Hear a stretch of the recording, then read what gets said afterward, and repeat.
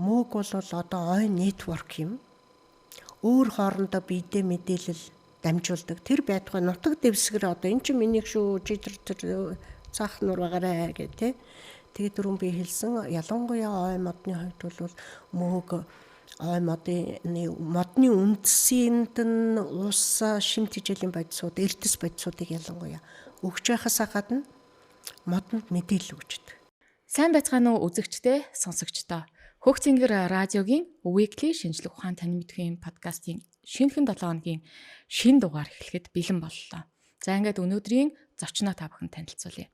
Өнөөдрийн зочноор Монгол улсын зөвлөх биотехнологич, доктор профессор Алтан Цэцэг манай студид ирсэн байна. Сайн байна уу та? Сайн байна уу. Хоёулаа өнөөдөр нэгэн сонирхолтой сэдвийн хүрээнд ярилцсан. Тэгэхээр үзэгчдтэй би сэдвээ танилцуулъя. Өнөөдөр бидний ярилцах сэдэв бол мөг. Мөгийг хүмүүс ихэвчлэн ургамал гэж боддог хүмүүс байгаа. Гэвч сүүлийн үед одоо энэ техник технологи хөгжөөд мэдээлэл их авдаг болсон энэ цаг үед мөг ч ургамал биш юм байна. Тэгсэн хэрнээ бас амьтын юм уу гэхээр амьтан биш юм шиг байна. Тэгээ энэ яг юу вэ? Мөг тусдаа маш том, асар том ертөнц байна гэж ойлгосон. Тэгэхээр миний танаас асуух эхний асуулт маань мөг гэж юу вэ? Та энэ талаар сайхан тайлбарлаж ярьж өгөөч. За, маш сонирхолтой асуулт байна. Хүмүүс үнэхээр одоо энэ тал дээр санал их хуваагддаг тийм ээ. Мөг бол ургамлаа гэж зарим хүн тэгэдэг. За тэгэхээр ямар учиртай вэ гэхээр өнгөрсөн 20 дугаар зууны дунд үеийг хүртэл одоо анх Карл Линнеус энэ манай дэлхийн нэртэй гариг дээр байгаа бүх амьд организмуудыг эмхэл цэгцлээд адил төстэй шин чанараар нь бүлэглээд тэрнийг англи зүгээд нэрлээд тэгээд ургамлын аймагт мөгийг багтаасан байсан. За тэгээ мэдээч хэрэг мөг яг ургамал шиг ургадаг, яг ургамал шиг ургасан газартаа хөдөлгөөнгүй байж идэг гэд тэр үеийн англи зүйчдийн одоо юугаар одоо мөгийг бол доод ургамал гэд ангилсан байсан.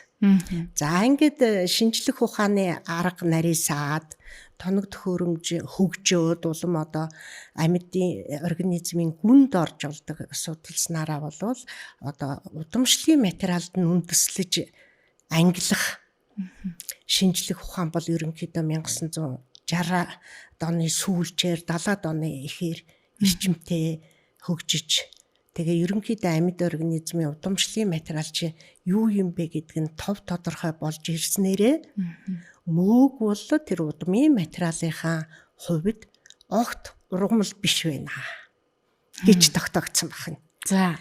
За бүр харин амьтантай бүр нэлээд төстөйгөр барах уу одоо амьтны аймаг мөөгтэй хамт одоо хамгийн анхны дэлхий дээр үүссэн их эсээсээ 2 тэрбум жил нэг одоо шугамар явцсан байсан. Нэг одоо филогенетикийн буюу гарал үүслийн модны нэг мөчөр дээр амьтны аймагтай хамт яваад байсан. За анхны одоо жинхэнэ нэстэй эвкариотистэй организм ургамал ба амьтангээ салахад мөг ургамалтай биш амьтантай салаад явцсан тэр салаа мөчөрт. Тэгээд нэг 2 тэрбум жилийн дараагаар мөг тусдаа салаад амьтнаасаа салаа явцсан байна. За тэгэхээр ургамалд мөгөнд ургамал ба амьтантай адил төсөөтэй зарим нэг шинж тэмдэг түрүү нэг ургамал шиг ургадаг ургасан газараа хөдөлгөөнгүй байж идэг гэх мэтийн шинж тэмдэг нь амьтантай илүү төсөөтэй болоод ирсэн. Ингээд 1969 онд дэлхийн шинжлэх ухаанд Отекер гэдэг эрдэмтэн болвол мөөгний аймаг гэж гаргаж ирсэн байна. За ургамал ба амьтны аймагаас тусдаа биеийн даасан ийм өвөрмөц организмуудыг багтаасан мөөгний аймаг гэдгийг бий болгосон. За ингээд мөөгний аймагт харьяалагддаг организмуудыг судалдаг шинжлэх ухааныг бол миколог гэдэг тусдаа биеийн даасан шинжлэх ухаан байх нь штэ. Ургамлыг судалдаг шинжлэх ухааныг ботаник, амьтныг нь зоологийн шинжлэх ухаан судалдаг бол мөөгийг бол микологийн шинжлэх ухаан судалдаг байх нэ. За тэгээд мөөгний аймгийн тухай одоо товчхон дурдахад бол энд бол амьдралын хэв маяг үржих одоо гадаад хэлбэр төсөөрөө маш их ялгаатай ойролцоогоор нэг 150 мянга гаруй зүйлийг бол шинжлэх ухаанд одоогоор олж тогтоогоод байгаа юм. Гэхдээ микологчид бол манай дэлхий дээр хамаагүй илүү буюу ойролцоогоор сая 500 зүйлийн мөөгний аймагт хамаарагдах организмууд бий гэж таамаглаж байгаа. Дэлхий дээр. За. Тий. За ингээд мөөгөнд мал одоо хүмүүст илүү ойлгомжтой ярихын тулд бол энэ мөөгний аймагт одоо хөрөнгөнцөр буюу бид нар дороож гэд орсоор хэлээд зачилсан. За дороож багтана. За дараа нь хөгц мөөгөнцөр гэдэг нөгөө тал хааруул энэ төр дээр урагчдаг цэнхэр ногоо хар тэд нар чинь бүгдээрээ хөгц мөөгөнцөр одоо мөөгний аймагт хамаарна. Мөөгний аймгийн бүрэн эрх төлөөлөгч нь. За. За тэгээд мөөг. За мөөг гэхээр бид нар бол шилбэтэй малгайтай нөгөө байгаль дээр ургадаг, иддэг баахартай мөөгүүдийг яана. За ингээд мөөг. Хөрөнгөнцөр, мөөг гэсэн ерөнхийд нь 3 том бүлэг болгож ангилж болохоор ийм 150 мянга гаруй зүйлийн организм мөөгний аймгийг бүрдүүлж яддаг байна. Мөөг гэхээр бид нэр ёстой яг таны хэлдгээр нөгөө малгайтай тэр мөөгийг чинь л мөөг гэж төсөөлөд байгаа шүү дээ. Бодоод байгаа шүү дээ. Тий. Тэгэхээр зэрэг мөөгний аймаг гэдэгт маань одоо тийм олон эрс тис одоо гадны хэлбэр дүрс зарим нь нүдэнд үзэгдэхгүй бичил организмууд байна тийм ээ. За хамгийн том нь одоо тэр малгайтай шилбэтэй ойд ургадаг мөөг маань байх нэ гэж ойлгож байна. Ерөнхийдөө нөгөө мөөгнийхээ аймгийг дотор нь микромицетүүд, макромицетүүд гэд хоёр ангилчтэй. Макро нь болохоор хүний одоо ийг л ямар нэгэн дуран аваа ашиглахгүйгээр харагдаж байгаагаа макро гэж байгаа. Тэр нүдэнд харагдаж байгаа одоо малгайтай шилбэтэй жинхэнэ одоо монгол хэл дээр мөөг гэж байгаа юу хамгийн том гэж хэлж юусоо болохгүй. За. Яагаад гэвэл зэрэг одоо хэдэн мянган га талбайд ургасан одоо ер нь дэлхий дээр одоо хамгийн том амьд организм юу юм бэ гэж асуухлаар бид нар ч одоо халим заан гэж боддог байлаа шүү дээ. Гэтэл дэлхий дээрх хамгийн том амьд организм бол мөөгний аймагт харьяалагддаг организм байдаг. Тэр нь бол одоо хэдэн мянган га эзэлсэн хэрвээ одоо миний подкастын ард зураг үзүүлэх боломжтой бол одоо тэрийг харуулж болно. Хичнээн га талбай эзэлсэн хаана үдийн тэр хамгийн том организм болох мөөг чинь гэдэг. Ийм их сонирхолтой организмууд. За мөөгний аймаг юм байдаг бах нэ. За одоо энэ мөөгийг чинь хүмүүс хүнсэнд хэрэглэж болдог. Тэ? Бидний ойлголтоор бол хортой гэд ингээ хуваал ангилаад ах шиг байна. Яаж ангилдгийг болоо мөөгийг? За тэгэхээр ойролцоогоор 150 мянган зүйлийн мөөгн дотроос нэг 5 мянган зүйл нь бол одоо энэ малгайт мөөг буюу хүнсэндээ идэж хэрглэж болдог мөөг байгаад байгаа. 5 мянган зүйл нь. За эдгээр 5 мянган зүйлээсээ 700-аад зүйл нь өнөөдөр шинжлэх ухаанд одоо бүрэн хэмжээгээр судлаад яг таг одоо тодорхойлцсон.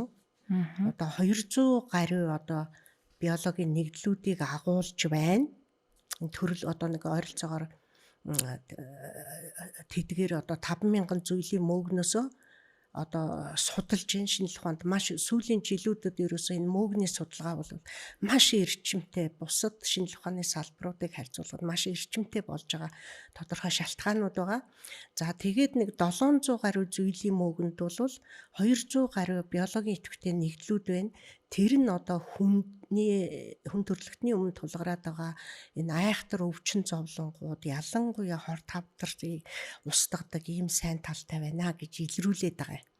За тэгээ байгаль дээр бол мөөгийг хооронд нь хортой ба хоргүй гэж ангилдаг.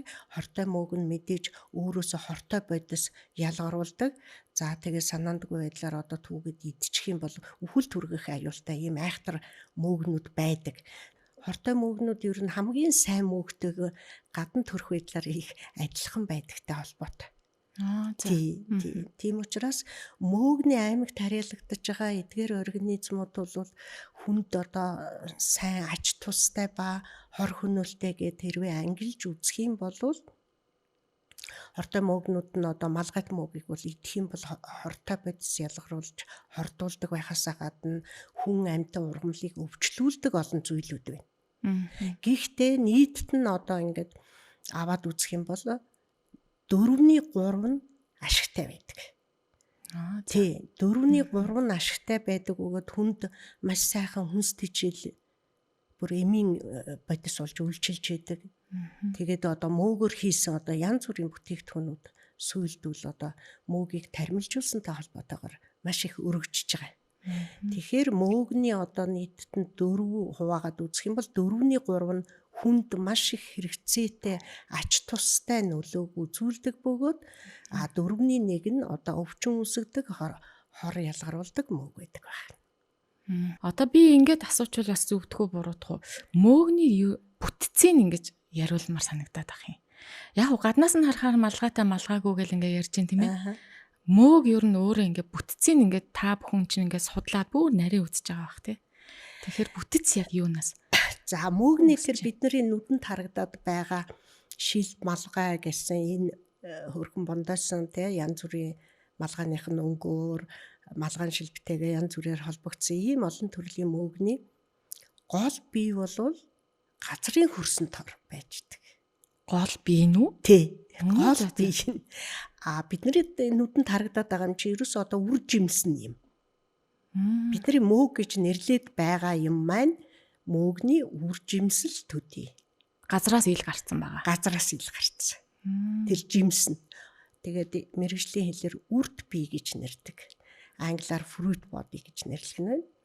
Тэгээд яагаад үрт бий гэж нэрлэж байгаа вэ гэхлээр тэр газар дээр гарч ирсэн тэр хэсэг нь цаашдынхаа үр удмыг үлдээх үрэн агуулж идэг учраас үрт бий гэж нэрлэдэг. За тэгэхээр хамгийн гол одоо мөөгний одоо мөөгийг бүрдүүлэх одоо юу вэ? Одоо ургамал дээр бид нар үндэс гэж ярьдаг. Тэр ургамлын үндэс шиг мөөгний эргэтэнг бол мицел гэж нэрлэж байгаа. Мицел гэж нэрлэж байгаа. За тэгээд яаж мөөг бий болдог вэ гэхэлэр мөөгний үр бол одоо спор гэж нэртэй. Ургамлын үр шиг юмыг нь бол спор гэж нэрлэнэ. За яагаад ургамлын үр шиг мөөгний үр гэж нэрлдэггүй юм бэ гэсэн асуулт бас гарч ирэх байх л та тийм. Тэгэхээр ургамлын үртэй харьцуулахад маш өчүүхэн жижиг. Бидний энгийн нүдэнд ерөөсөө харагдахгүй.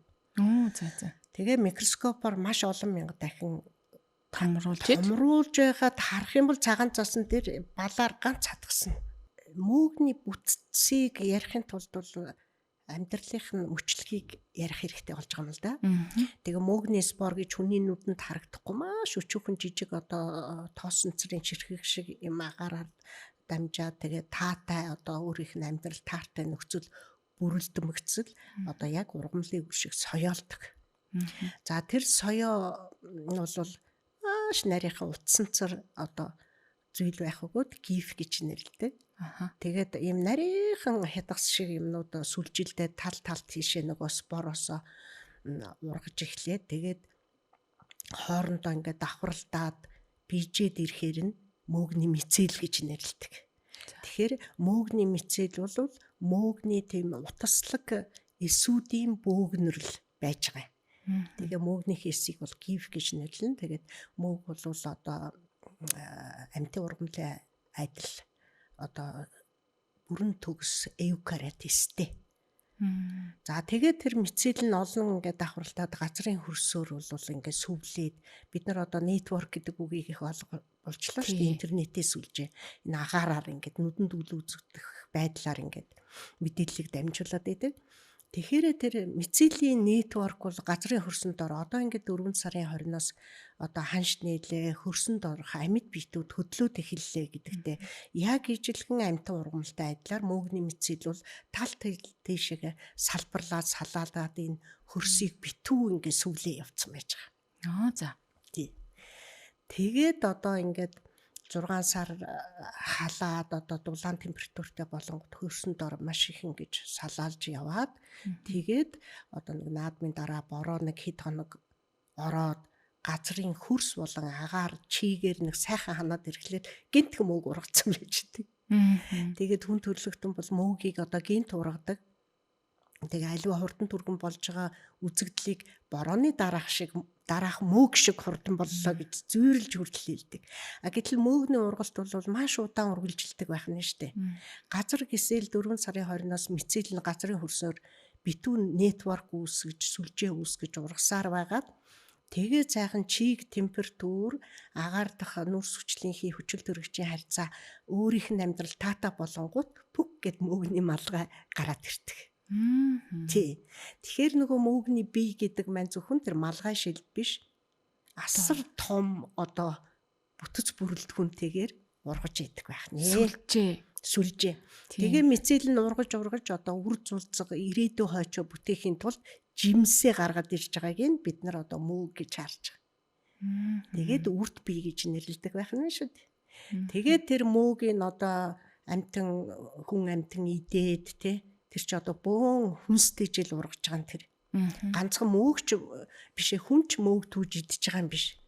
Тэр мөөг чи нөгөө дороолоо үтцсэн байдаг, яатсан байдаг гэдэг чинь мөөг ургалаа тэрийг одоо нөгөө хэрэм мэрэм ойн бүх амьтад бүхэл амьд юм идэж байгаа. Одоо бид нар мал амьтныг үржүүлээд махыг авч хэргэлдэг шиг байгалийн одоо хамаг амьтныг уурагт хүнсээр тийжээдэг одоо гол түүхийд нь бол мөөг байх нь. Тэр мөөгний үрт бий байх нь. Тэгээ мөөгний үрт бол хэрвээ хэн нэгэн бариад идчихгүй бол нэг 7 хоногийн тулд тэр үрт биеийн сайхан гүйцэд хөгжөөд насан туршид тэгээд үрээ цацчихдаг байх нь. Гарын урсгалаар. Иймэрхүү амьдралтай. Мөөгний насжилт нь ямар байдгийг? Нэг зундаа ургаал тэгэл дуусах уу? Хэрэг хүн түүжгүй бол. Гүү. Одоо эн чин 80-аад оноос нэг 20 гаруй жил гам боллоо штэ Монгол нутагт. За тэгээд тэр үед бол одоо талын цагаан мөгийг хамаагүй түүгээд хятадууд ирж авч яваад ингээд устгахчлаа гэж одоо бөө сенсац үүслээ. Тэгэхээр мөөгийг түүгээд устгах чинь гэж юусоо байхгүй. Тэгтээ яг хүн төрөлхтний соёл байглаа хайрладаг ухамсартай хүн болвол тусгай зориултын хутгаар зөвхөн тэр малгайгийн шилбтээ ингээ газрын хөстэй чацуулаад огтлоод аваад түүдэг. Тэр нь ч тэр мөөгөнд сонирхолтой түүдэг хүнтэй амар байхгүй юу? Бөөн шороо ургамлын үндэстэй дараа нь цэвэрлэх гэж яхаар шууд хутгаар огтлоод ядсан хамаагүй цэвэрхэн гэртээ ирээд цэвэрлэхт нь хэлбэр байна. Түүнээс биш мөөгийг ингээ тастаа тэгээд устгацлаа гэсэн юм бол огт байхгүй. Мөөгний ихэнх бие чинь мицэл хэлбрээр хөрсөн дор ингээд битүү сүлжээтэй байж байгаа. Тэгээд тэр хөрсөн дор битүү сүлжээтэй байдаг нь энэ ургамлын амьдралыг тэтгэж амьд одоо хатуу ширүүн цагаагаар үйлрлийн нөхцөлийг даван туулахад нь мөөг тусалж хийдэг. Одоо бид нар ой мод төрнө гэж огт ингээд зүлэг ногоо байхгүй ийм газар одоо говь энэ төр ингээд мод тариад нь штэ тий. Тэгээд тэднийг ингээд тариад ургахад маш хэцүү. Яагаад тэгэхээр хөрсөнд нь мөөг байж иж мөөг тэр одоо зулцган суулгац модонд усын өгнө, эрдэс бодисын өгнө. Хорхой шавж ирлээ шүү гэж мэдээлэл дамжуулна. Гам болж шүү наанчин гэж мэдээлэл дамжуулна. Мөөг дамжуулах нь. Тэгээд нөгөө мөөггүй газар чинь ургамал ургах. Ерөөсөө анх одоо дэлхий чи усаар бүрхэгдсэн байжгаад усан орчноос хуурай орчин руу одоо шилжихэд ургамлаас хамаагүй олон сая жилийн өмнө мөөг газар шороон дээр гарч ирээд тэгээд дээд ургамал дараа нь одоо энэ дэлхийн ногоон болж бүрхэгдэхэд тэр мөөг тусалж ийсэн байх нэ гэдэг нь шинжлэх ухаанаар одоо нотлогдсон байж байгаа. Тэгэхээр маш их ач холбогдолтой ургамал. Ер нь тий ургамал гэж хэлээд байна. Ургамал гэж. Яг л нөгөө дадсан заншлаараа. Тий. Ургамал биш бөгөөд ургамалд тусалдаг нөхөр нь. Тий. Тийм байна. Тий. Мөөг өөрөө мөөгөнд одоо ямар шим тэжээлтэй витамин ч юм уу тийм тэжээлүүд байх уу? Одоо жишээ нь хүнд өгдөг ямар тэжээл байх уу? Өөрт нь. За мөөг нь ургамлаас ялгаатай нь ургамалд агуулгадгаас хамаагүй илүү одоо уургийг агуулчихдаг байна. Тэгээд уургийг одоо баг мал амтны махтай тэнцүү зарим тохиолдолд илүү хэмжээгээр агуулад зогсохгүй. Одоо мөөгний уургийн хамгийн одоо чухал хэсэг бол нөгөө хүний биед байдаггүй үл орлогдох амийн хүчлүүдийг бүрэн хэмжээгээр агуулж идэг. За тэгээд уургасаа гадна нүүрс ус нь одоо эслэг байдалтай. Одоо сүүлийн үед хүүхнүүд ингээл турхгаал эслэгтэй л юм идэх гээд байгаа шүү дээ тий. За тэр нь их шингэцтэй сайн хэлбрээрээ агуулгадж идэг. Өөх тус маш бага хэмжээгээр агуулгадж идэг. За тэгээд өшөө витаминуудыг бараг бүрэн хэмжээгээр агуулдаг. Ялангуяа B витамин, D витамин. Монголчуудын хувьд ч одоо нөгөө бид нар чинь бүгдээрээ шахуу D витамин дутагдaltaй гарчаад байгаа шүү дээ. Заавал нэмэлтээр хэрэглэх ёстой. Жилийн ихэнх өдөр нь нарлаг сайхан байдаг мөртлөнгөө бид нар D витаминаар дутагдсан гарч байгаа. Тэгээ мөөгийг идэх юм бол одоо D витаминыхаа дутагдлыг авч чадна. За 3 дахь одоо маш чухал юм нь бол эрдэс бодис. Одоо сүүлийн үед дэлхийд даяараа ховор элементийн дайван болоод байна шүү дээ. Америкээс өсөв. Тэгэхээр тэр ховор элементүүд чинь бас мөөгэнд агуулгадж идэг. Үүгээрээ одоо мөөгийн хүнсний ач холбогдлын гол юм нь одоо тайлагдчихж байгаа. Тэгэхээр мөөгийг бол маш сайн судалсан, ялангуяа таримлцсан мөөгнүүд бол нөгөө хэр варгийн химийн найрлага нь өөрчлөгдөхгүй. За тэгээд ерөөсө бүр мянганы нарийн хвчлэлтэйгээр микрограмм, миллиграммаар одоо агуулгын тодорхойлцсон ийм одоо баталгаатай эрүүл хүнс байна. Тэгээд мөөг бол ерөнхийдөө одоо энэ химийн найрлага, хүнсний ач холбогдлын судлаад үзэхтэй зэрэг яг энэ орчин үеийн одоо физик хөдөлмөр, биеийн хөдөлмөр хүн түвшээр ажил бага хийдэг, хвчлэн оюуханаар ажилдаг, сууга байдалтай энэ улсуудад одоо тохирсон биохимийн найрлагатай хүнс байх нэ л гэж ойлгох хэрэгтэй. Та найрлагын жоохон дэлгэрүүлж ярих гэвэл яг мөөгийн химийн найрлаганд нь юу байх вэ? Тэгэхээр мөөгийн гол химийн найрлага одоо хүнсний хамгийн ач холбогдолтой зүйл гээд нэг 6 хүчин зүйл өгдөө. За сайн хүнс гэж юу хэлэх вэ гэхлээр мэдээж хэрэг усны агуулмж өндөртэй байх хэрэгтэй, уураг, нүүрс ус, липид буюу өөх тос, эрдэс уйдас, витамин гэсэн ийм 3 юм одоо агуулсан хүнсийг бол сайн хүнс гэж хэрлэнэ. За тэгээ мөөг бол энэ шаардлагыг хангаж идэг. Тий. За мөөг нь бол одоо бидний бие чинь одоо 70% нь уснаас бүрдсэн гэдэг шиг мөөгнийх бол бараг 90% нь уснаас бүрдээд бүрдсэн байдаг. За тэгээд усны агуулмж сайтай, тэгээд уураг төрөм бий хэлсэн. Тэгээд ихэнх мөөгнүүд бол ерөнхийдөө нэг 18-аас 27% одоо хатаас нөхцлөө 100 г хуурай бодис хэмжээгээр процент уураг агуулж идэг байна. Тэгэхээр малын махнаас дутаад авах юм бол ерөөсөө байхгүй тийм ээ. За нүүрс ус нь одоо эслэг одоо хүний биед нөгөө таргалалтыг үүсгэх одоо глюкоз гэх мэтийн одоо сахар хэлбэрээр биш тийм эслэг лигнин гэдэг одоо энэ ургамлын хатуу хэсэг шиг ийм байгаа учраас одоо яг зохимжтой. За тэгээд бүх төрлийн одоо витаминыг агуулдаг. Тийм бүх төрлийн витаминыг тэгээд эрдэс бодисуудыг хүний биед одоо өөр хүнснээс авч болдгоо эрдэс бодис витаминуудыг бол агуулж идэг. За тэгээд нөгөө хүнсний үндсэн 6 бүрэлдэхүүнийг маш сайн одоо хүнд шингэцтэй, шимтэй хэлбэрээр агуулхаасаа гадна биогений нэгдлүүдийг агуулж идэг. За эмчлэх чанартай гэсэн үг. За энэ дээр бас манай монголчууд бол маш сайхан уламжлалтай. Монгол одоо малчин айлын эмээгийн одоо авдран дотор бол хэлхээ татаацсан талын цагаан мөг бол заавал байж идэг шүү тий. За тэгээ энэ монголчууд энэ мөөгөр яаж исэн бэ гэхтээ зэрэг ялангуяа төрсөн эмэгтэйчүүдийг төрөхөд одоо талын цагаан мөөгөө буцалгаж шүл хийж унаа гэдэг нь бол манай ард түмэнд бол одоо хэдэн зууны өмнөөс бараг анх үүссэн цагаас ойлгомжтой байсан. За өшөө дээр нь дотор халуунд сайн гэж яриад ирсэн байна. За дотор халуун гэж юу хэлж гэнэ вэ гэхлээр өнөөдрийн бид нарын ойлгож байгаагаар ямар нэгэн одоо оншин тогтоогүй бие нэг зараагаал те яг одоо элэг бөөр өвдөж гэнэ гэдгээ мэдэхгүй ерөнхий хүний бие яагаад тийм эмгэгийн байдалд орсныгоо дотор халуун гэж тодорхойлоод байсан юм шиг байгаа.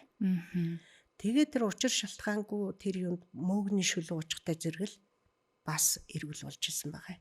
За тэгээ энэ нь өнөөдрийн өндөрлгөөс шинжлэх ухааны үүднээс юу гэж харагдж байна вэ гэхээр бид үүссэн альва нэг үрвслийг намд ачижсэн байна. Одоо биеийн хаа нэгтэй аль нэг эргэтэн дээр эрүүл биш эмгэг байдал илрэнгүүт мөөгтэй шүлөө уучглаар тэр мөөгөнд агуулгадж байгаа биологийн идэвхтэй бодис нь тэрэнд нь үйлчлээд тэр эмгэгийг бол арилгачиж байж гэж. Гурав дахь нь одоо маш их шимт хэжээлийн нөөц юм мөөг бол гээд. Тэгээ сүүлийн үеийн судалгаагаар ингээд хор тавдар тусаад одоо хагалгаанд ороод тэгээ дараа нь химийн эмчилгээ, физикийн эмчилгээ хийлгээд одоо ус мөс нь уургаад хүний организм одоо дээд зэргийн одоо туйлдаа хүрээд одоо ядарсан энэ үед бол мөөгтэй шүлийг бол бас маш их санал болгодог. Мөөгний зутан шүл ууж одоо уух юм бол хурдан тэнгэрдэг. Тэр нь нөгөө монголчуудын уламжил дотор халуунтай хүнд талын цагаан мөөгний шүл уулгахдагтай агаар нэг. Хүний биеийн доторх аливаа үрвслийг бол идэх ийм одоо биологийн идэвхтэй байдлуудыг агуулж идэг байна. Мөөгний уураг гэж байгаа тийм тий бас. Тий. Одоо мөөг нь маш их уурагтай түрүүн би хэллээ тий. Ерөөсөө мал эмтний махнаас дутахгүй гээд. Тэгээд энэ тармил мөөгний одоо аж үйлдвэр индастри болчлоо одоо. Зүгээр нэг өрхийн ногоо тарьдаг газар шиг төсөөлж бодож болохгүй л тий. Тий. Энэ тармил мөөгийг бол одоо Монголд нэлээ их тариад байгаа юм билээ шүү дээ. 1986 онд анх би эрдэм шинжилгээний байгууллагын лабораторид хисам мөөгийг сүрэл дээр ургуулсан. За. Тий. Хүн байгаа. Тий. Монголд анхдагч нь гэх юм уу? Тэгээд мөөгийг яхаа сүрэл дээр ургуулж байгаа гэхлээр Монгол орны газар тариалан одоо хамгийн өндөр амжилттай хүрсэн тийм үе байсан. Өөрөөр хэлэх юм бол одоо 400 мянган тонн улаан буудаг хурааж авчээсэн ийм түүхтэй газар тариалантай улс орн шүү дээ манай улс орн. Тэгээд дараа нь нэлээд одоо хэцүүдэж одоо ургац багсаад ингэж одоо дахиад маш сайхан сэргэж байна. Энэ атар 3 дугаар аянаас болоод. За тэгээд эрдэм шинжилгээний ажилтан надад ямар үүрэг өгсөн бэ гэхээр би сургууль төгсөөд ирчихсэн удаагүй одоо биотехнологич. Тэгээд энэ 400 мянган тонн сүрэл Улаанбаатарын тариалтнаас гарч ийна. Тэгээд энэ маш их хөрөнгө хүч зарцуулсан. Тэгээд зөвхөн нөгөө тарийн төрөнд толгойд байгаа үрийг аваад гурил хийгээд идчихдэг. Доор байгаа нөгөө ногоон ургамлын чи их өндөр иш миш чинь одоо хаягчээд байна. Энийг одоо малын тэжээл болгоо. Тий. Малт ч одоо өвөл манайх чи их удаан өвөлтэй болохоор малын нэмэлт ижил зайшгүй хэрэгтэй байдаг. Тэгээд сүрлийг нөгөө малын тэжээл болгоод өглөө зэрэг малд идэмж муутай. Яг тэгвэл айгүй хатуу. Целлулоз 40%, лигнин гээд бүр огт малын одоо шингэхгүй байдсан бүр 17, 18, 10-ны хэдэн хувьтай. Тэгээд энийг одоо тэр целлулоз, лигнин энэ задлаад нарийн өвсний хэмжээнд түргээд малд хаягдалгүй ашиглаа гэдэг даалгавар судлаачдад оногдоод. За эндээс үүдээд одоо энэ хисам мөг гэдэг ойд өсөн хожуул дээр ургаад одоо маш авраг том бүдүүн хожуул ингээд унаад одоо байгаль дээр байгаа л ах юм бол тэр чинь нар салхинд илэгдэлээ 100 жил болдог. Гэтэл тэрэн дээр ингээд хисам мөг ургацсан байждаг. Тэгээд тэр хисам мөг нөгөө мицеллэр нөгөө зузаан хожуулын моделлог гээд тэр целлулозыг зад татаад тэгээ газрын хөрсөнд шингээждэг. За байгаль дээр байдаг энэ үзэгдлийг ашиглаад өшөө дээр нь нөгөө хөгц мөгөнцөр талхан дээр ургачдаг хар хөгцийг аспригиллус нигер гэж шинжлэх ухаанаар нэрлэдэг. За. Тэгээд энэ нүдэнд үзэгдэхгүй одоо микромицет тэгээд том малгайт мөгнөөс хисам мөг хоёрыг би аваад тэгээд судалсан энэ хоёр төрлийн одоо мөгний аймагт харьяалагдах организмууд бол асар их хүчтэй целлулоз задлагч фермент ялгаруулдаг. Өөртөө целлулоз задлагч ферментийг нийлэгжүүлээд эсийнхээ гадна ялгараад өөрийнх нь одоо эргэн тойронд байж байгаа тэр целлулоз гэж нэрлэгдэх эслэгийг задлаад юу болгочдөг гэ? Юу бол? Глюкоз. Хөөх. Тэр целлулозыг задлаад целлулоз нь өөрөө глюкозын полимер юм. Тэгээд хисамогноос ялгарсан целлулоза фермент задлчихлаар тэр нь глюкоз болчоор нөгөө хавийн амьтан ой дотор байгаа шоргоол, чирэм одоо юу эдийн тэ чигийн улаан тэгээд мод өөрт нь шимт хижилийн бодис болоо явчихдаг. Тэгээд энэ үзэгдлийг одоо байгаль дээр байдаг үзэгдлийг тэр одоо сүрлийг хисамогны мицеллээр одоо халдварлуулна гэж ярьдаг шүү дээ сүрлээ. Тэгээ мицелл яаж хахаар тэр хисамогны мицелл ингээд салаалаад ургаад нөгөө сүрэлд агуулгадж ирсэн целлулозыг чинь энгийн ногоон өвсөнд байдаг хэмжээнд өгөөд тэгээд ингээд уурагдсан сүрэл гэдэг төсөлт ажлыг хэрэгжүүлж одоо амжилтанд хүрсэн түүхтэй. Тийм. Тэгээд энэний хажуугаар одоо ер нь сүрэлж биш. Бүх төрлийн модны үртэс тэр байтугай одоо кофений шаар. За одоо ингээд нөгөө сурагч оюутнуудын хэрэгэлсэн дэвтэр одоо хаягдл заасан чинь макалутара гэдэг тийм ээ.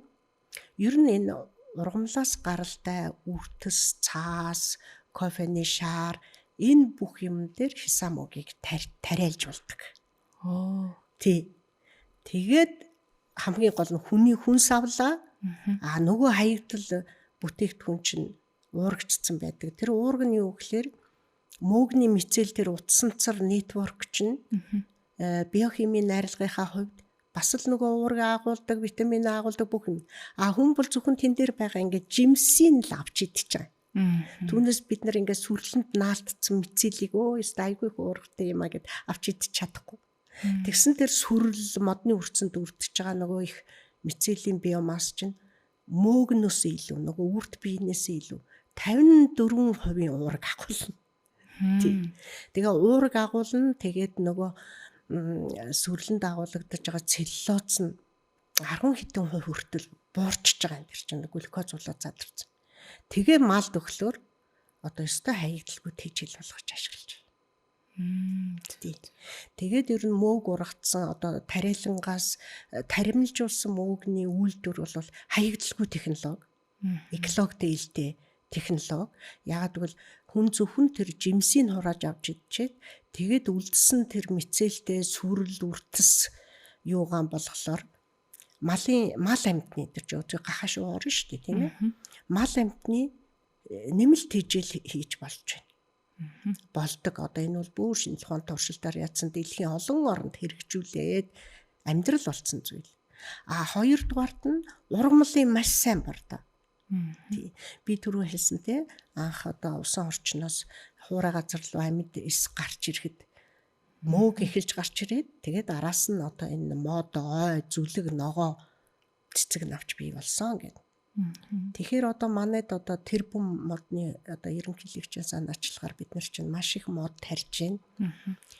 Тэгэхээр бид нар ингээд малын бууц хар шороо элс гурвыг олиол одоо тэр усан модныхаа нөх рүү хийгээд л нөгөө гоё шилмүст модоо нөгөө сайхан навчид ойд ургаж исэн модоо тарих гэдэг шүү дээ. Тэгэхээр зэрэг одоо энд бол заавал нэмж одоо тэр мицеллтэй бэлтгэлүүдийг хийж өгөх юм. Одоо хятад бол микоризагийн бэлтгэл гээд одоо үйлдвэрлээд тэгээд тэр модныхоо дор ягаад одоо цөлжилтийг цөлд мод тарьсан моднууд нь айгүй сайхан ургаад байдаг чинь заавал одоо мөөг нэмэлтүүд хийж өгöd байгаа. Мөөгний мицелл гэд та ярьлаа шүү дээ тий. Энийг яг одоо мөөг тариалж байгаа хүмүүсээс шууд аваад тэр өрсөндөө өрсөлдөөндөө ч юм уу хөрсөндөө аваачаа шууд зүгээр л хийчдэг идүү. Эсвэл зүгээр заавал тэрийгээ бас нэг боловсруулж ийж одоо мод тариалж байгаа хүмүүс маань хийх ёстой юм болов? Яадаг юм бол? Тэгэхээр зэрэг энд жаахан нөгөө тармил мөөгний үйлдвэрлэл яаж явж байгаа гол юугаа ярих хэрэгтэй болж ирж байна л да. Тэгэхээр хятад улсад одоо гануудаар бид нар улаан мөөг, линчжи мөнхийн амьдрал хайрлагч мөөг гэд ийм эми мөөг за манайхаар юм бол модон дээр ургадаг ур мөөг. Тэгээ төсөөтэй энэ мөөгийг одоо 2000 гаруй жилийн өмнө Хятадд тармилжуулсан байгаа. Хүн төрөлхтөн ч угаасаа л энэ төмөс Улаанбуудаа энэ бүх юм чинь дандаа байгаль дээр зэрлэг ургаж ирснийг аваад тармилжуулсан. 12,000 жилийн өмнө анх ургамлыг тармилжуулсан байх нь шүү дээ. Тэгээд маш олон 100 жилийн туршид одоо селекц яваад одоо шилэн сонголт явагдаад тэгээд одоо нэгж талбайгаас авах ургацын хэмжээг нөгөө байгаль дээр зэрлэг ургаж ирснаас хамаагүй их нэмэгдүүлсэн. За сүүний үнийг одоо сүүнийх нь гарцыг селекцийн аргаар нэмэгдүүлсэн. Махны одоо маханд ашиглаж байгаа мал амьтдын махны жинг нэмэгдүүлсэн. Яг үүнтэй ижлэр одоо энэ тармил мөөгний одоо тармил мөөг гэдэг маань хүний бий болгосон мөөг биш. Энэ бол байгаль дээр ургаж исэн мөөгийг лабораторид авчираад л ургуулчихсан хэрэг. За ингээд олон зуун жилийн одоо шампиньон мөөг гэдэг нэг бөндгөр дэлгүрт байгаад байгаа энэ Герман Польшоос ирдэг консервлцсон тэр хөрхөн бөөрөнгийн манай талын цагантай харахад яг хэлбэр нь адилхан. За энэ мөөгийг бол 1856 онд одоо Парист хаягдл уурхайн цооног нүхэнд тарьж ургуулсан. За тэгэхээр шампиньон мөөгний селекц бол 1856-аас одоо 2026 хүртэл үргэлжилж ирсэн байна шүү дээ. Тэгээд тусгай одоо лабораториудад селекцийг явуулдаг. Ургацын дээшлүүлэх, хэлбэр дүрс амт чанараар нь шилэн сонгоод тэгээд анх одоо 1 метр квадрат ийм тавцангаас 5 кг мөгний ургац авч байсан бол өнөөдөр 25 кг авдаг болсон. 1 метрээс 1 метр одоо энэ ширээний тавцангаас 25 кг шампиньон мөгний ургац авдаг болсон. За хисан мөг бол одоо анх Герман улсад 1900 оноос тармилжуулж эхэлсэн.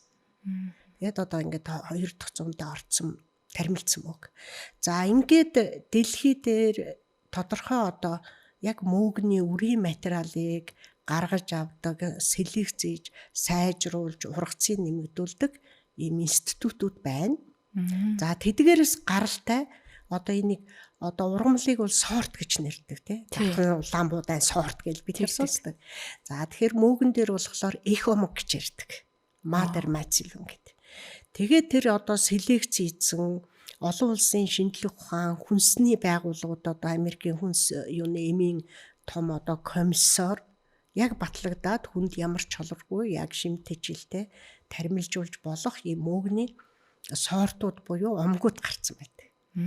За тэгээ манайд бол одоо яг бэлэн одоо шинжлэх ухаанаар нотлогдсон тийм омгуудыг бол их омгоо гадаадаас авчираад тэгээд энтэй одоо аривжуулаад мицил үйлдвэрлэл явагдаж байгаа. Тэгээд тэр мицэлээ одоо яг тодорхой тийм гарал үүстэй төд хоногийн дараа ургацаа өгнө тэр мөөг нь химийн найрлага нь яг ийм хүний биед ийм ашиг тустай гэдэг нь тодорхой болчихсон. За тэгээд эндээсээ одоо нөгөө Монголын мөөгчд маань мөөг тарихыг сонирхсон хүн байгууллага хувь хүн байж хэн ч гэж бол. Тэгээд нөгөө мицэл аваад тэгээд бид нар бол маш их сургалт явуулдаг. Хүнсний мөөг тариалах технологийн сургалтууд явуулдаг. Дадлага хийлгдэг лабораторитой. Тэгээд тарьдаг. Тийм тэр байтугай одоо яг мөөгний ургац авахд бэлэн болцсон бэлтцүүд мөөгөн бут гэж нэрлэдэг.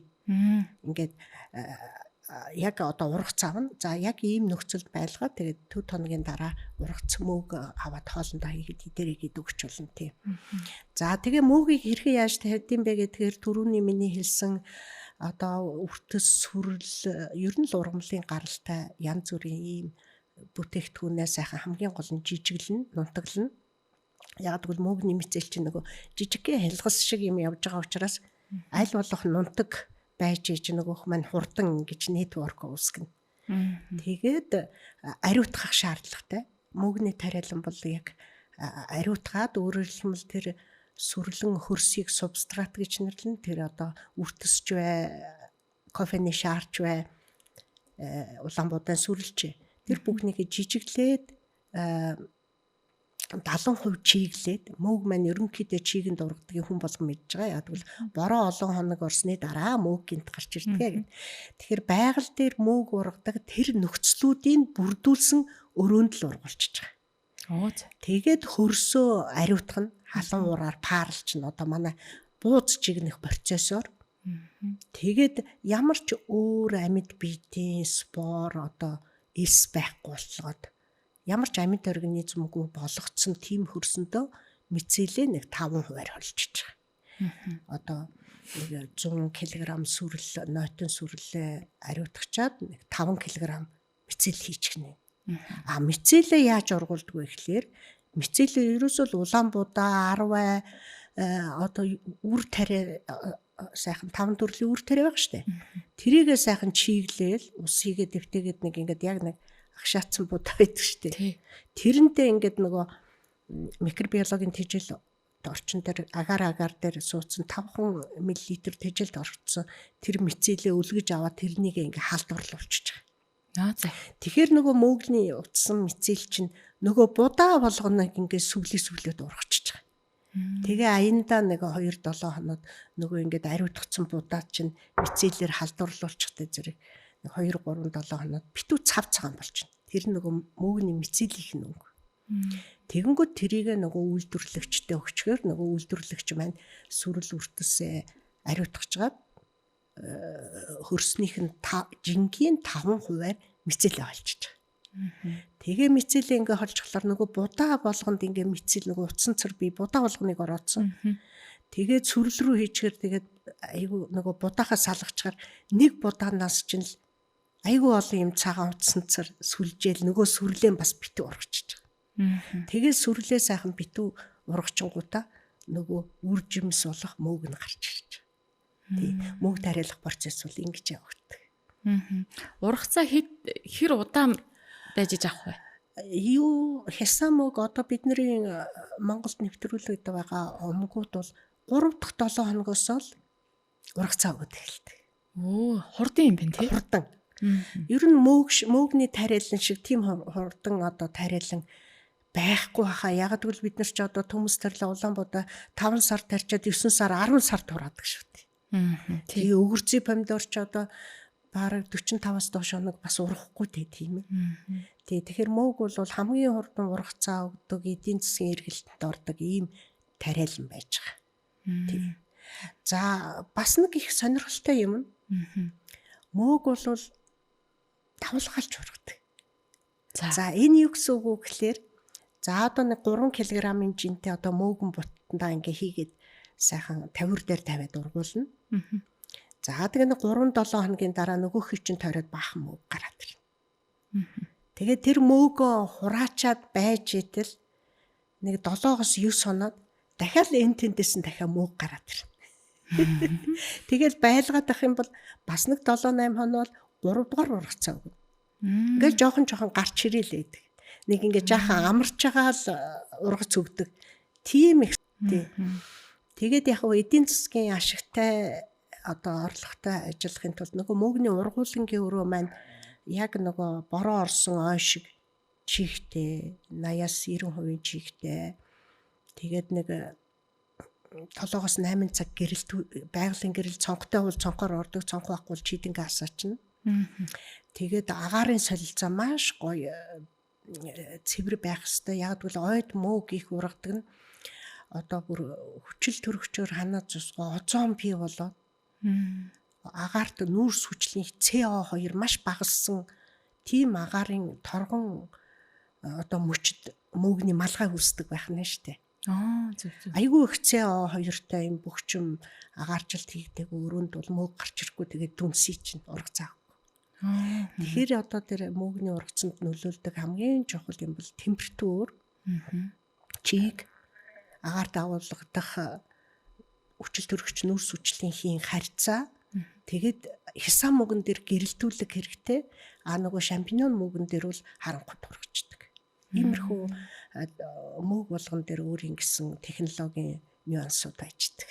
Тэгэхээр аймод бол хэр цэнгэг агаартай вэ гэдг нь мэдэгдэж штэ мөг ургаж ивэл тий. Тий. Маш сайхан агаартай газар. Маш агаарт бол нүрс хүчлийн хий болон бусад хортхийн найрлага байхгүй байна гэсэн. Тэгэл тэр ойд мөөг ургах байгалийн нөхцөлийг л тэр мөөгний ургац авах өрөөндөө бүрдүүлж өгөх зарчмаар мөөгний тариалан явагдчихдаг. Маш сайхан тайлбарлаж ярьж өгч байгаад баярлалаа. За одоо танаас нэг асуух зүйл байгаа юм. Хортой мөөг гэж одоо дэлхийд дахны хүмүүс мөөгний хорноос их айдаг. Мөөг яриад эхлэнгүүт хортой мөөг гэж толгоор нь заавал орж ирэх бах гэж бодож байна. Тэгэхээр энэ хортой мөөгний талаар та ярьж өгөөч. Хортой мөөг гаднаас нь харахаар ялгагдах юм уу? Тэгээ хэр хортой байх уу? Гэх мэтчлэн ер нь бол хортой мөөгний бүтцээс ахуулаад ярих юм бас байгаа бах. За хортой мөөгнүүд бол байна.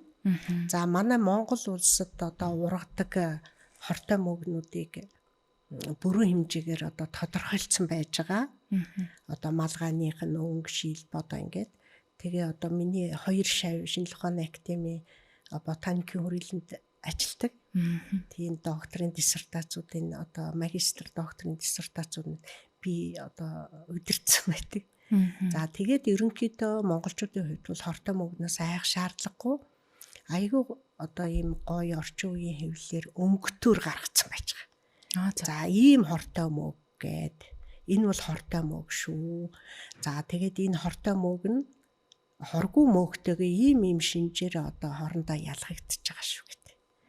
За тэгээд одоо манай Монголын мөөгчд бол жил болгон хавар намар одоо 100 маш их сургалтуудыг зохион байгуулж байгаа. Тэгээ хортой мөөгийг хоргүй мөөгнөөс яаж ялгах вэ гэсэн сургалтуудыг явуулж байгаа. За мөөгний фестивалуудыг бид нар 4 дахь удаага хийцэн.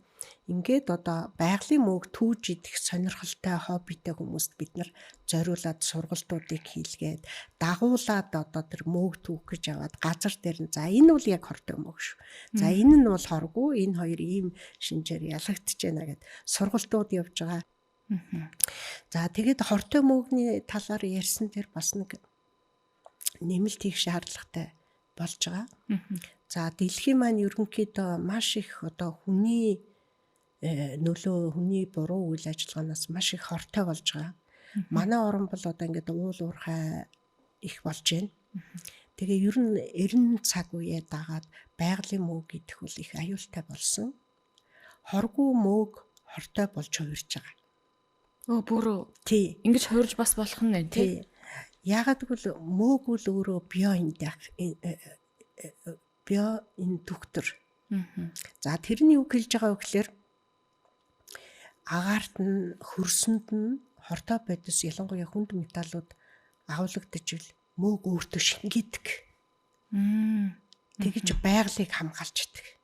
Тэгэхээр одоо манайх ингээл малаас янз бүрийн гаж буруу үртэл гарлаа марлаа тэнд чи ийм аюултай байна, энд чи ийм аюултай байна гэдэг байгаа шүү дээ.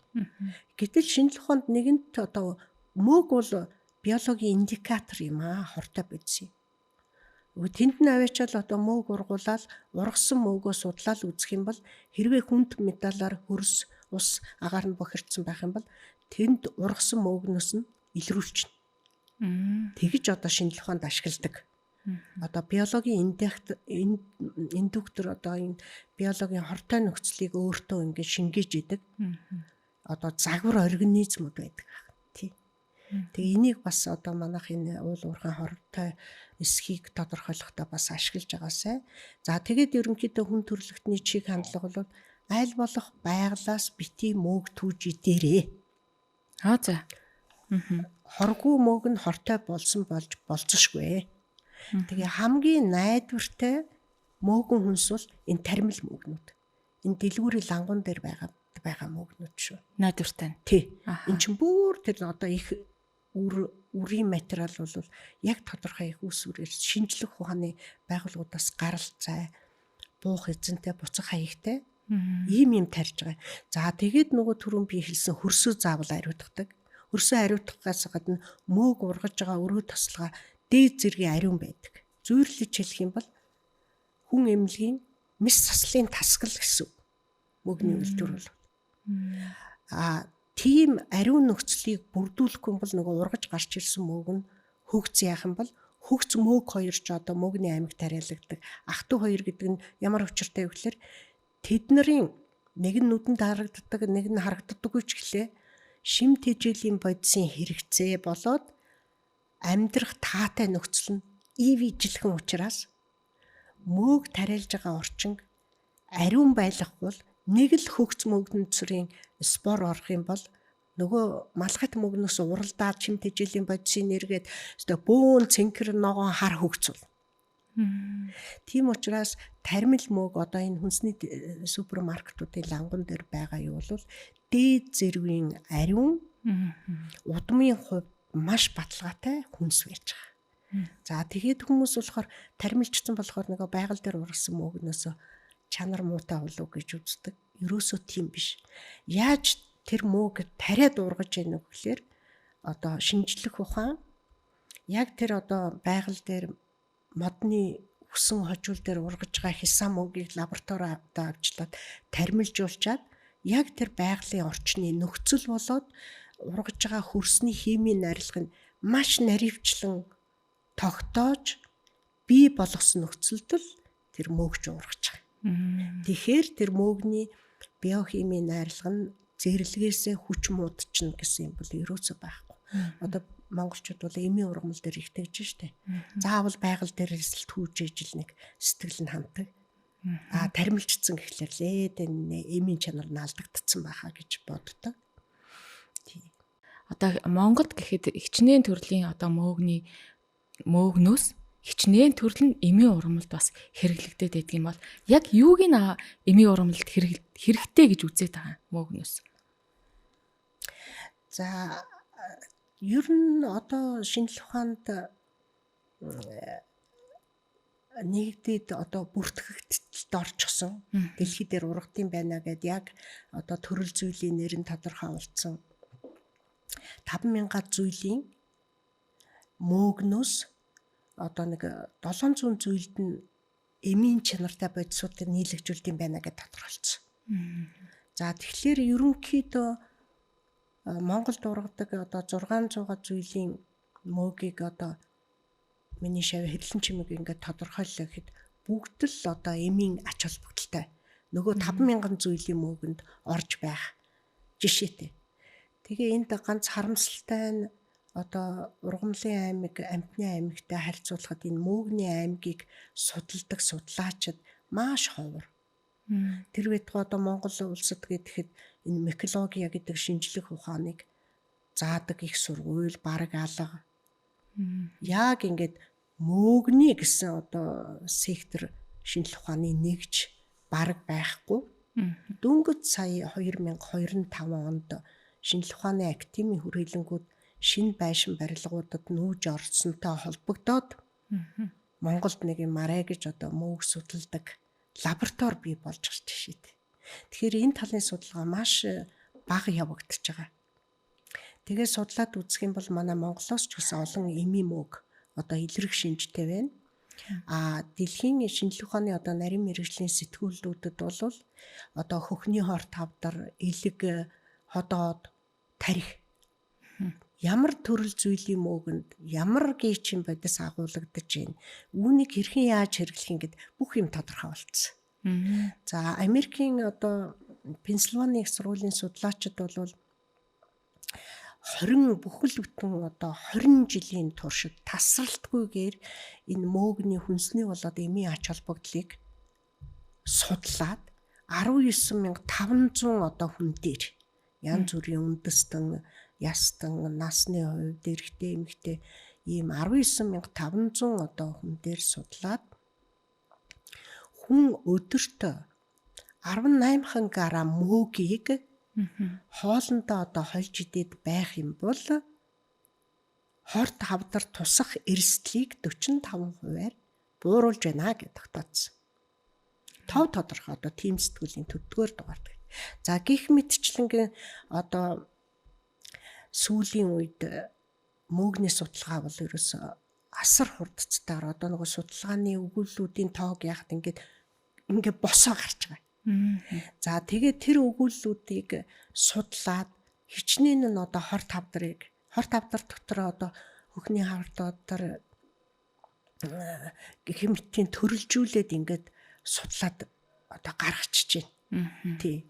Тэгэхээр зэрэг бол хорт хавдрыг өдөр тутмынхаа хоол хүнсэнд одоо хэрэглүүл хорт хавдар буурах эрсдэл одоо буурч ингээд.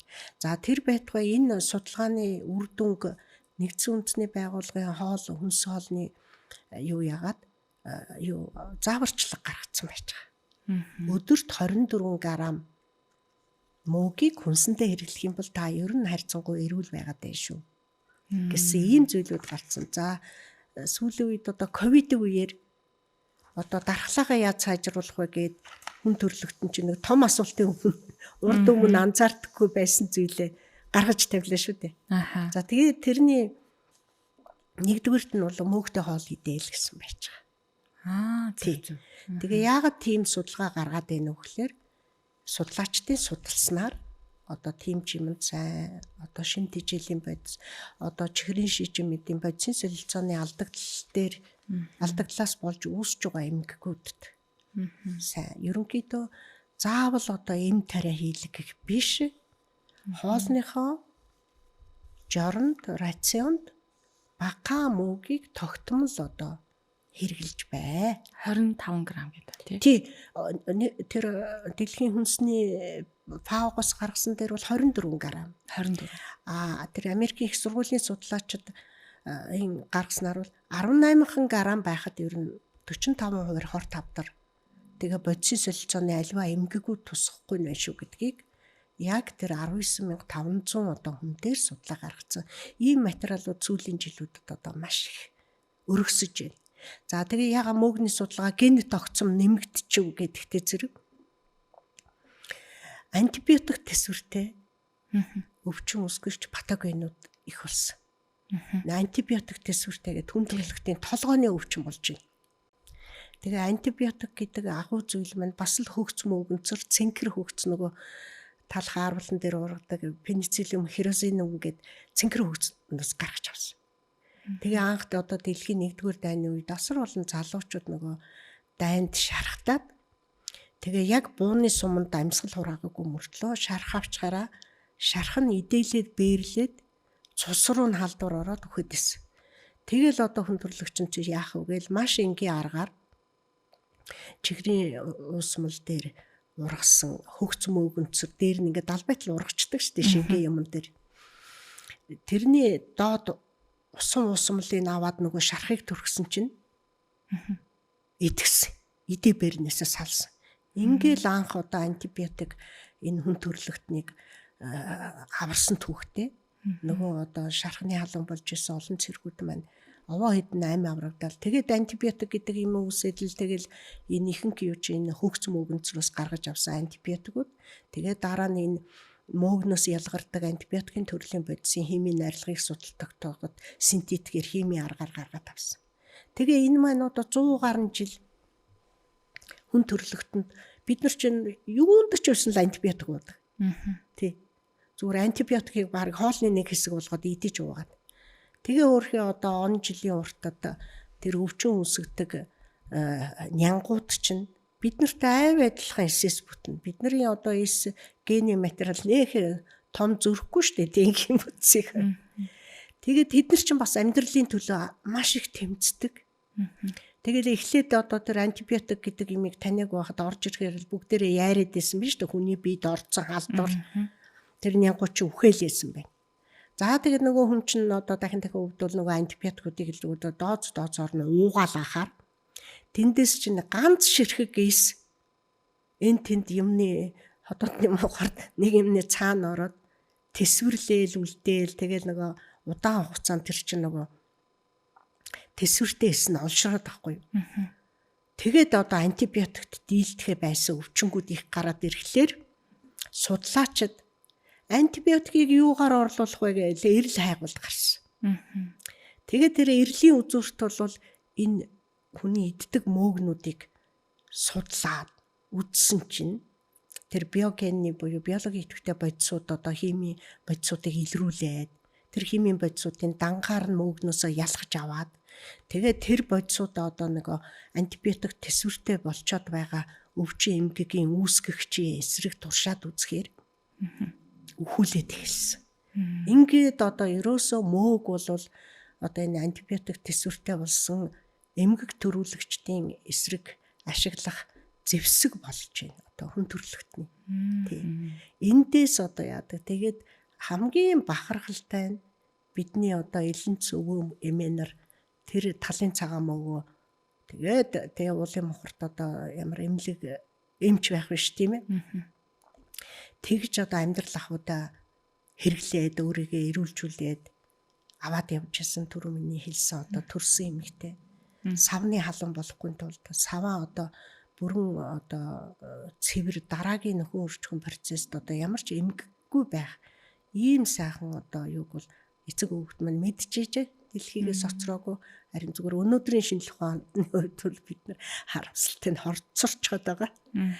Зүгээр эрт дээр өвгдөөдс маань одоо тэр Чингисийн 1200 оны үед ч юм уу тэр хүнний үгийн үед бол шинжлэх ухааны мэдлэг ангаахын талаар бол тийм л утгасан байна. Тийм байна. За бид хоёрын ярилцлага ер нь өндөрлөх төгсөн байна. Төгсгөлд нь би танаас сонирхолтой гэдэг үүднээс хэдэн асуулт асуугаад тэгээ хоёлаа ярилцлага өндөрлөе. За миний танаас асуух нэг сонирхолтой асуулт болохоор бас мөөг хоорондоо ярилцдаггүй гэж асуумаар санагдаад байна. Та түрүү нэг ярианда мэдээлэл дамжуулдаг гээл ярьжсэн тийм. Тэгэхээр энгийн биднэрт бас их сонир санагдаад, энгийн хүмүүст бас сонир санагдаад байна. Тий, энэ манай Монголын хувьд бол их сонирхолтой асуудал. Үнэхээр бид нар бол одоо хүн л хоорондоо хэл яриагаараа ойлголцдог. Тэгээ интернет гэдэг юм чи одоо саяхан л биднэрт ийм түгээмэл болж штэ. Шинжлэх ухаанд бол энэ нотлогдсон зүйл. Мөөг бол одоо ой нэтворк юм. Өөр хоорондоо биедээ мэдээлэл дамжуулдаг. Тэр байтугай нутаг дэвсгэр одоо эн чинь миний шүү жидэр цаах нур байгаарэ гэх тээ.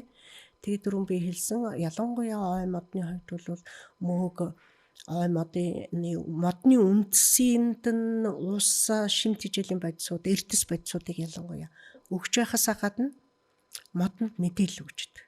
За хортон шавж цавцааны нүүдэл ирж явна шүү. За хуруур багтаа ер нь одоо юу байх нь вэ шүү. Чиг хорт ундас багтаа байх нь вэ шүү. Гэт ингэж одоо мэдээлж ядг нь одоо тодорхой болцсон. Өшөө их одоо сайн судалж байна тий. Тэгвэл мөөгийг ой санамжтай ч юм уу ухаантай гэж хэлж болох уу? За тийм мэдээллүүд гарцсан байна. Тэгээд мөөг цаг юм суугаар мөөг яагаад тэр хатуу газрын хөрсийг тийм нарийнхан одоо мицэл гэдэг үндэстэй байж хаг татаад гараад ирдгийн. Яагаад бороо орсны дараа мөөг ургадсан бэ? Тэ. Мөөг хоорондоо одоо яаж харилцдсан бэ? Яагаад ийм интернет шиг байдсан бэ гэд. Энэ бүх талаар одоо сонирх юм бол мөөг цаг юм руу ороорой танд. За ингээд өнөөдрийн ярилцлага хоёлаа энд хүрээд өндөрлөе те. Танд бас ярих гээд одоо үлдээсэн байсан зүйл байж магадгүй. Төгсгөлд нь танд бас яг тэр хугацааг олгож болж байна. За. Тий. Тэгэхээр одоо миний мөрөөдөл юм да. Тий. Мөөг тарихыг заагаад өгье. Тэгээд одоо кластераар ажиллаад Монголоос мөөг экспортлъя. Энэ нь айгүй их буян. Тэр Монголд ургасан мөөгийг идээд хүн эрүүл сарвал сайхан амьдрын уургийн дутагдал амаг юм нөхөн тий. Энэ бол их буянтай ажил болно доо л гэж хэлээ да. Тий. За баярлалаа танд. За ингээд манай студид ирээд цаг цаваа зарцуулаад тэгээд энэ гоё мөөгний тухай сонирхолтой яриаг өрнүүлсэн таны ажилд амжилт хүсье. За их баярлалаа. Таны одоо явуулж байгаа шинжлэх ухааны танин мэдхүн одоо энэ булан аль болох өргөжөөсөө амжилт хүсье. Баярлалаа танд. За ингээд өнөөдрийнхөө подкастыг ярилцлагыг энд хүрээд өндөрлөж байна. За өнөөдрийн зочноор Монголын зөвлөх биотехнологич доктор профессор Алтан Цэцэг оролцлоо. За өнөөдөр бидний ярилцсан сэдэв бол мөөгний тухай ярилцлаа. Дараагийн дугаараар эргэн уулзтлаа. Түр баяртай хамтдаа байсан үзэгч сонсогчдод баярлалаа. Хөтлөгч Туул байлаа. Дараагийн дугаараар эргээд уулзцаая.